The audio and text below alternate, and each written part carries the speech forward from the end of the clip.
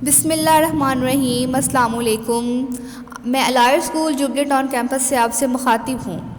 Class आज की video में हम chapter number 18 1937 to 46 the last steps to independence के बारे में डिस्कस करेंगे, यानी कि आज़ादी की तरफ हमारा आखिरी कदम, यानी कि जो आखिरी दफ़ा जो स्टेप्स उठाए गए थे आज़ादी की तरफ, उनके बारे में पढ़ना है, क्योंकि 1946 तक इसका जिक्र है और 1947 में हमने आज़ादी हासिल कर ली थी। हमने अपना एक अलग रियासत पाकिस्तान हासिल कर लिया था, लेकिन उससे पहले जो कुछ चंद साल जो हमें जो 9 साल जो हमें जिन मुश्किलात का सामना करना पड़ा, जो हमें इक़दाम उठाने पड़े, उन सब के बारे में हमने इस चैप्टर में पढ़ना है।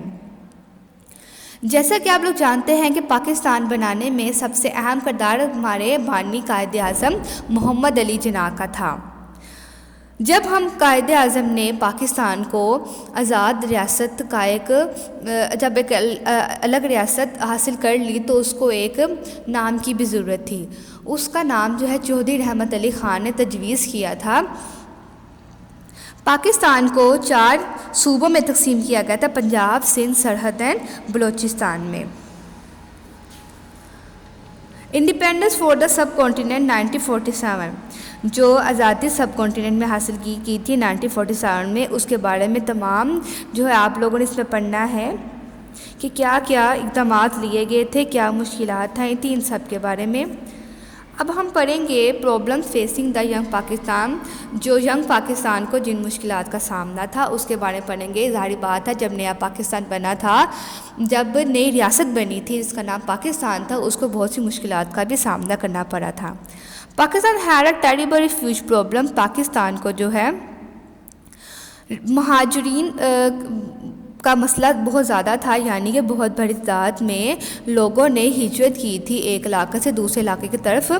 तो approximately 8 million peoples flood to Pakistan, यानी कि तकरीबन 8 मिलियन लोग जो है वो पाकिस्तान की तरफ भागे थे।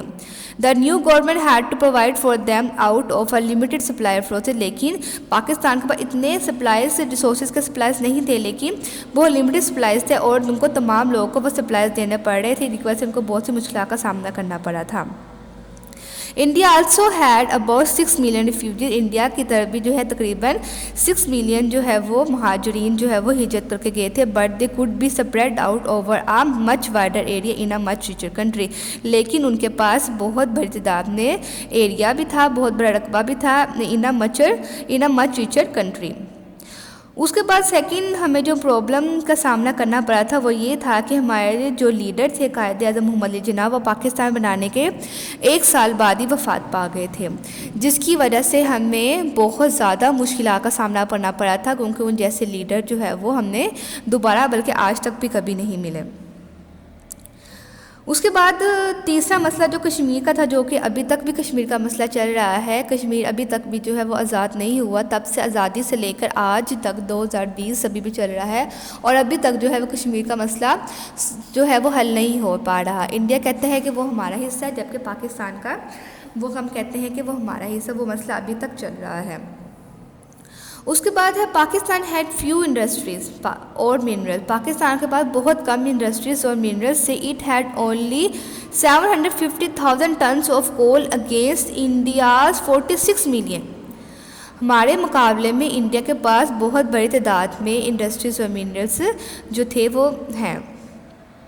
उसके बाद अगला मसला ये था कि east and west Pakistan, east Pakistan और वेस्ट पाकिस्तान आपस में बहुत दूर है, 1600 किलोमीटर्स का फासला दोनों में, and there was no communication network between the, और इन दोनों में कोई भी कम्युनिकेशन नेटवर्क जो था वो आपस में नहीं था। अगला मसला ये था कि there was wide spread corruption and fraud, कि करप्शन और फ्रॉड जो है वो हर तरफ फैला हुआ था, as officials, politicians and other for to make their private fortunes. Pakistan gained a bad international reputation and was on the verge of bankruptcy. बहुत सी झगड़े, पॉलिटिकल क्वारल्स हुए थे, बहुत से हमें मुश्किलात का सामना करना पड़ा था इस सब में। उसके बाद जो है India could cut off the vital water supply, India ने जो है वो पानी की जो है वो सप्लाई जो है बंद कर दी थी। And Indeed in the month of April के महीने में 1948 में डिड्सो उन्होंने ऐसा किया था। इन 1960 में an agreement was eventually reach through the World Bank के जरिए एक एग्रीमेंट किया गया था 1960 में for each country to have the water, कि तमाम के हर कंट्री को जो है वाटर की सप्लाई दी जाएगी of 3 contributors of the great Indus river. ये आपकी रीडिंग होगी। इसके बाद मैं आपको इस चैप्टर के शॉर्ट क्वेश्चंस पढ़ा रही हूँ। फर्स्ट वाला शॉर्ट क्वेश्चन है, who suggested the name of Pakistan. Pakistan का नाम किसने सजेस्ट किया था? Chaudhry Rahmat Ali suggested the name of Pakistan. Chaudhry Rahmat Ali ने पाकिस्तान का नेम सजेस्ट किया था। How many kilometre apart were east and west Pakistan. East and west Pakistan were over 1600 kilometre apart. 1600 kilometre जो है वो ईस्ट एंड वेस्ट पाकिस्तान आपस में दूर हैं। इन 1946 the cabinet mission propose which point. Cabinet mission ने जो है कौन से पॉइंट जो है प्रपोज किए थे? The cabinet mission propose division of the सब कॉन्टिनेंट इनटू 3 पार्ट। उसने कहा था कि हमारा जो वो जो बड़े सगीर है वो 3 हिस्सों में तकसीम होगा। Local autonomy dealing with defence and foreign affairs and communication. Question number 4, which agreement was signed in 1960 through World Bank। 1960 में वर्ल्ड बैंक से कौन सा एग्रीमेंट साइन किया गया था? In 1960 through World Bank an agreement signed that each country have the water of 3 contributors of the Great Indus River। Question number 5 में कह रहे हैं, to whom the important position of finance minister awarded. The important position of finance minister was awarded to mister Liaquat Ali Khan. ये आपके 5 short questions है। उसके बाद मैं आपको लॉन्ग क्वेश्चंस पढ़ा रही हूँ। फर्स्ट वाला लॉन्ग क्वेश्चन है, why was it harder for Pakistan to establish itself is a working country after partition. Partition के बाद जो है as a working country Pakistan को किन मुश्किलात का सामना हुआ था, उसके बारे में पढ़ेंगे। At the time of partition and after partition, partition के वक्त भी और पार्टीशन के बाद भी it was harder for Pakistan का ये बहुत मुश्किल था टू इस्टेब्लिश इटसेल्फ, अपने आप को इस्टेब्लिश करना as a working country due to the following reasons. At time of independence, India took over all the British institution। आज़ादी के वक्त इंडिया ने तमाम ब्रिटिश इंस्टीट्यूशन के ऊपर कब्जा जमा लिया था, जैसा कि civil services, military forces and administrations. While Pakistan had to create this new, जबकि पाकिस्तान को तमाम अदारे जो है वो दोबारा से खुद नए बनाने पड़े थे। अगले प्रॉब्लम ये हुई थी कि Pakistan had a terrible refuse problem, कि पाकिस्तान को जो है की तरफ जो है बहुत बड़े तादाद में महाजरीन ने हिजरत की थी। अप्रोक्सीमेटली तकरीबन 8 million Muslims flood to Pakistan. 8 million लोग जो पाकिस्तान की तरफ भागे थे। The new government had limited supply of resources, जबकि नई गवर्नमेंट के पास लिमिटेड सप्लाई रिसोर्सेज की लिमिटेड सप्लाई थी। पॉइंट नंबर 3 में वो बता रहे हैं, Pakistan was not a rich country. Pakistan एक रिच कंट्री नहीं थी। There were huge areas of barren deserts and high mountain, जबकि यहाँ पर बहुत बड़ी तादाद में बहुत बड़ा रकबा जो है वो बंजर ज़मीन का, सहराओं का और ऊंचे ऊंचे पहाड़ों का था। And only 1/3 of land was cultivate, जबकि इसका सिर्फ तीसरा हिस्सा ही जो है वो कल्टिवेटेड था, फिर काश्तकारी के काबिल था। ईस्ट और वेस्ट पाकिस्तान जो आपस में 1600 किलोमीटर दूर थे। And there was no communication network, उन दोनों के दरमियान में कोई भी कम्युनिकेशन नेटवर्क नहीं था। This made governing them as one country extremely difficult, इस वजह से इनको बहुत ज़्यादा मुश्किलात का सामना हुआ था। क्वेश्चन नंबर 2 में वो आपको बता रहे हैं, how did the second world war effect the freedom movement in the sub continent, कि दूसरी जंग आज़ादी जो है वो आज़ादी के तहरीक पर किस तरह से असरअंदाज हुई थी।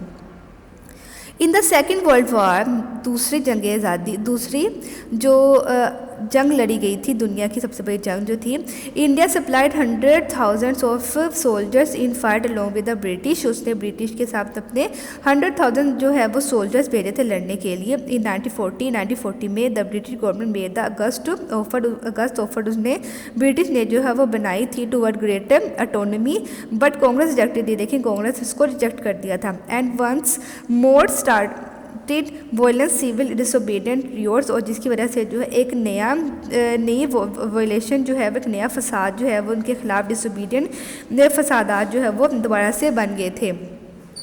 मीन वाइल इन मार्च, जबकि मार्च 1940 में कायद मोहम्मद अली जिन्ना ने एक कॉन्फ्रेंस की थी मुस्लिम लीग ने लाहौर में, मुस्लिम लीग के ज़रिए इशूड द लाहौर रेजोल्यूशन, जिसमें लाहौर करारदाद जो है मंजूर की गई थी, and demanded for separate state, जिसमें अलग रियासत का मुतालबा किया गया था। In 1946 with the second world war at its peak the British government send the delegation to India, तो उन्होंने अपना एक वफ़द जो है इंडिया की तरफ भेजा था, and wanted to resolve the problem of subcontinent, और ब्रिट सगीर की प्रॉब्लम को रिसॉल्व करने चाहते थे।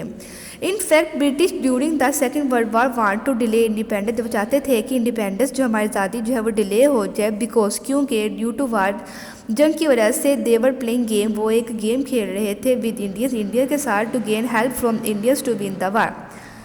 As war prolonged from 1938 to 1945, 1938 से 1945 तक लंबी जो है वो जंग चली थी। द इंडिपेंडेंस वार डिलेड, तो आज़ादी जो है वो डिले हो गई थी, and after world war Indians got freedom.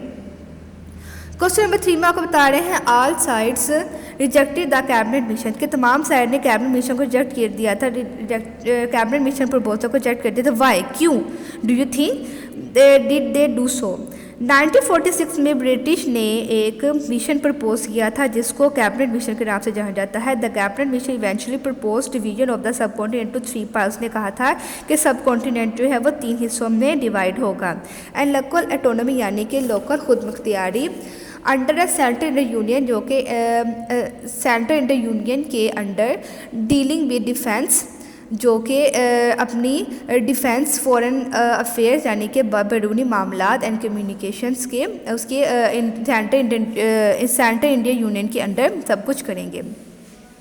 How this plan also collapse, ताहम ये प्लान भी जो है वो नाकाम हो गया। When mister Nehru statement reveal, जब मिस्टर नेहरू की स्टेटमेंट जो है वो जाहिर हुई, the real intentions of the Congress for total domination, Muslim League rejected this, Muslim league ने जो है इसको रिजेक्ट कर दिया था क्योंकि वो जस्ट सिर्फ कांग्रेस और हिंदुओं के ही जो है वो के हक में थी। Muslim League rejected this due to Britain's not awarded total independence to the Muslim majority area which was their basic demand, जो कि हमारी बेसिक डिमांड थी, उन्होंने उसी को जो है बीच में नहीं वाज़िया किया। उसके बाद लास्ट क्वेश्चन नंबर 4 है वो, उसमें यहाँ पर साइड पर आपको कंट्रीज़ के नेम नज़र आ रहे होंगे, इन कंट्रीज़ के नेम लिखे हुए, और आगे सेकंड कॉलम में इंडिपेंडेंस डेट, यानी कि ये ममालिक जो है वो किस किस डेट को जो उन्होंने आज़ादी हासिल की थी।